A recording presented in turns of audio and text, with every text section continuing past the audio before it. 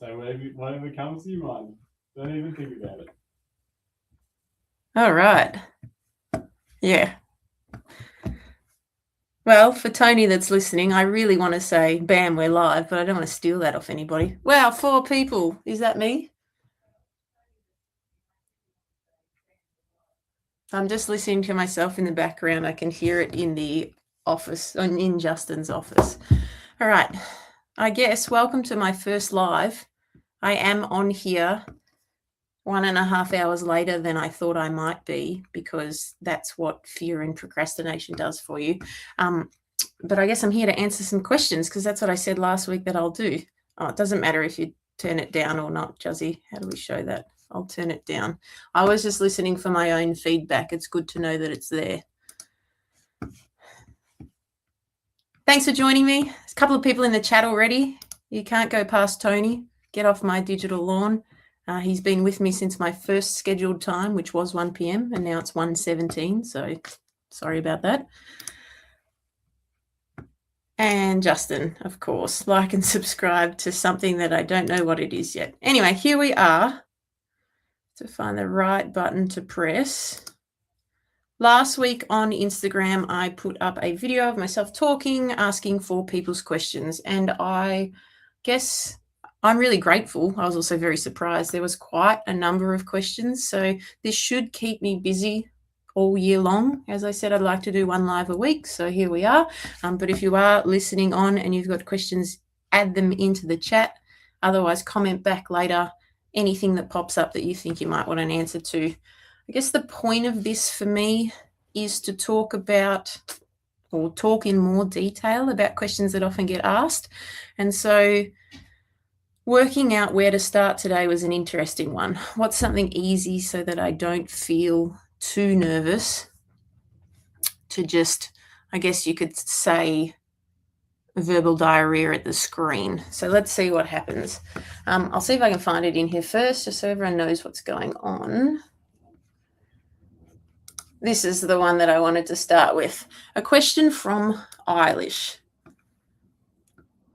Why do I always feel so hungry after dinner at night? Crave junk, chocolate or chips, and what I should be doing, eating, drinking, to help prevent this nightly binge. I wanted to start with this one because I think in my mind, when I talk about this with people at the gym, it's probably the simplest one that I find to answer. Sorry, when I say simple, I mean there's an easy solution to this, but it's not necessarily easy for the person to do. It's just simple for the person to do. What I would say, Eilish, without knowing too much, and again, this is just my own opinion based on your question here, if you're binging after dinner, it's likely that you're not eating enough during the day, or your meals aren't balanced enough during the day to support your hunger levels as the day progresses. Generally, what that means is, like, maybe you're eating breakfast, you're eating lunch, and you're eating dinner, and then you're still hungry after dinner. And that would tell me that potentially you could use some more volume in your meals earlier on. If that doesn't support you, because just remember, those chips or chocolate or whatever it might be at the end of the day are calories. Let's reallocate those calories to earlier meals to see if that makes a difference. On the flip side of that, you might do that and you still might find yourself binging at the end of the day. And what I would wonder there is then potentially the meals aren't balanced enough to keep you fuller for longer. And so what I'd be saying is, if you're not already, or you haven't recently, almost like recalibrate your meals, download a meal tracking app, whether it's Easy Diet Diary or MyFitnessPal, and try and balance them out. I'm just going to take the double me off the screen. And when I say balance them out, what I mean by that is you might be getting enough protein. It might be really low in carbs or fat, or what most people usually are, really high in carbs, really low in good healthy fats, and low on protein as well. So it doesn't sustain you for a period of time. What I'd be looking at is trying to make your main meals across the day almost a balance of 40% carbs, 30% protein, and 30% fat within that meal. that would balance you out and give you a good starting point. Obviously, it's only guidelines for people in terms of that 40, 30, 30, but generally speaking, that's where the CrossFit nutrition guidance starts from. And then once you get comfortable with that, you start to tweak things. Maybe I operate better with slightly higher fat than I do carbs. Maybe I operate better with slightly higher carbs than I do fat. But at the end of the day, have you hit protein across those meals? Have those meals been balanced? And then are you still craving food, those chocolates, those chips at the end of the day? So that'd be my first couple of thought processes for you in terms of if that's happening regularly, look at breakfast, lunch, and dinner, and how can we make small tweaks to that to fill you and make you feel fuller as the day progresses. Now, on the flip side of that, I know you've got 2 young kids, so maybe what's happening is you have breakfast and then you miss lunch, or you just snack on something that's available across the day, and then you get to dinner. And tends to be what might have happened is maybe it's 5 or 6 p.m. you're sitting down for dinner and you've only had 600 calories so far for the day. You eat your dinner, that's another 600 calories. You've hit 1200 for the day, and you're significantly low compared to what we'd want most people to be in terms of general guidance for calories for functioning day to day. If that's the case, then the focus would be more on, am I missing a main meal and can I add that in? So that'd be where I would start, especially in reference to that question there. I'm binging at the end of the day. All right, let's look at the rest of the day and see what might be causing that binge later on. Hopefully that helps. If you've got follow-up questions, comment, ask, whatever it might be. Tony's still in the comments for me. Thanks, Tony. I'm really pushing to get a 3rd workout in this year. Any advice? When you say this year, Tony, have you done 2 workouts so far? It's the 13th of Jan, or do you mean by the end of 2026, I would like to have done 3 workouts? Because the CrossFit Open is coming up. And with that in mind, let me share this tab and this tab. There's 2 days till registration opens. So if that's something that you're looking at doing, Tony, getting a 3rd workout in the year, maybe you can sign up to the Open this year. Registration opens on Thursday morning, and be a part of Friday Night Lights at CrossFit Dauntless. Come along and join in, sign up, and then that'll get you 3 Friday workouts. You can come and go to work or on call as you please. So the Open registration for the Open opens in 2 days. That's Thursday morning for us. And then the Open officially starts towards the end of February. Tony, if you don't like the idea of the Open, you can come around this afternoon, Justin says. Let's get one in before the Open. You can see where you're at for your own fitness prior to the Open starting. What else? I'm just switching tabs over. We're back here. As I said, there was a whole bunch of questions. I'm going to try and just not slowly. I'm not going to rush through too many of them because I don't want this to be too long. I want to be able to build my confidence over time, and these questions are going to help me do that. So if you would really, really, really like your question answered next week, let me know and I can prioritize it. Otherwise, it can be a surprise every week for what comes up next. But I really wanted to answer Eilish's question there. Quite often, particularly people that have people at the gym that have younger kids tend to fall into the trap of maybe they get busy during the day. They don't eat breakfast, lunch. They just do breakfast or dinner and snack throughout the day, and they don't eat some good balanced meals throughout the day. And then they find themselves binge eating towards the end. So that's why I wanted to answer that one first.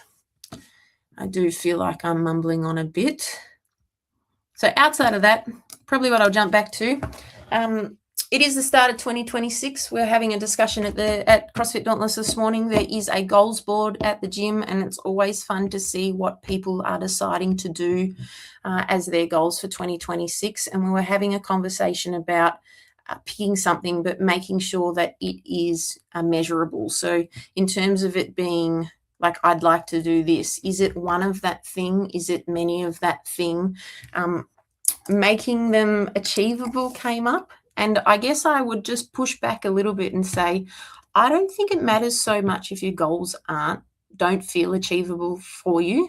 They should definitely scare you. That means that it's something that you actually want to work towards, or at least I would assume so. But the process towards that is the bit that should be achievable. So even if you pick an outrageous goal, and let's say, for example, I commented this morning because I haven't really thought about my goals for 2026 yet. I'm waiting until after I have my surgeon consult next week to kind of decide what 2026 might look like for me. But if I was to pick one quickly, which I mentioned at the gym for the 9:30 class this morning, I currently have an 8-minute mile. So I wouldn't say that's very fast. It's certainly not slow though, but my goal might be to get my mile to a 7-minute mile. It might feel scary to do that because I'd have to run 15 seconds faster per 400. I just don't know at this point whether that's something that I can maintain, but I've got a whole year to get there. It should be scary enough that it's makes you nervous. But what you do to work towards that goal should be achievable. So if I run twice a week for this entire year, whether or not I get a 7-minute mile by the end of the year, I've put a lot of consistent work and effort into achieving that goal. So I guess from conversations this morning, what I'm trying to say is, even if you choose a goal and you fail or you don't achieve it by the end of the year, the biggest thing to remind yourself is, what happens? If I fail my target, what happens? Nothing really. We move on to 2027 and maybe you reset it and you start it again. But no one's going to tell you you suck because you didn't do the thing that you wanted to do. So it's probably the most important thing I would like the members at CrossFit Dauntless to understand. If you pick something that seems scary, don't feel bad if you don't get it. Just work towards it consistently and surprise yourself at a certain point. I think I'm going to wrap it up there, unless there's any questions that anyone wants to ask in the chat specifically. I'll save some questions for next week otherwise, and then the week after that and that. Tony clarified by the end of 2026 for his 3 workouts. So I definitely think Tony could knock that out by the end of or mid-March when the Open finishes. He could get 3 workouts in easily there by signing up to the 2026 CrossFit Open. Lucky camera straps.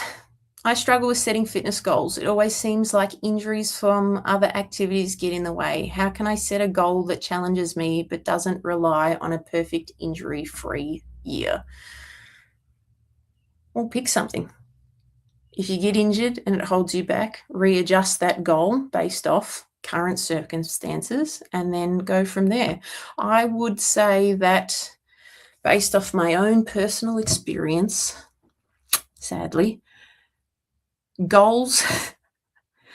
injuries have a funny way of pushing you towards maybe the goal you should be working on or something that you avoid doing because it's a little bit harder or a little bit worse off for you. So I wouldn't look at it like a bad thing if an injury came in and pushed that current goal out of the road. I would probably just say to you, let's reassess, let's reset goals. Doesn't matter if you pick a new goal in April, if it's June, if it's September. Again, it's about the process you go towards achieving that goal. And if you get 6 weeks of consistent progress towards a goal and then an injury happens, you still got 6 more weeks of consistent progress than what you might have if you never set that goal. So I wouldn't hold off on setting goals just because you might be scared of injuries. Just see what happens. And just to wrap up, get off my digital lawn, which is Tony. He's saying it here. So this is he's putting it out there into the world. Tony entering the Open, sponsored by Lucky Straps. Tony, you know that Lucky Straps would sponsor you in the Open. You just need to turn up on a Friday afternoon, jump into a heat 3 weeks in a row, and you will be part of it. Lucky Straps says, locked in Tony. Watch this space. Thanks, everyone. I'm going to call it there.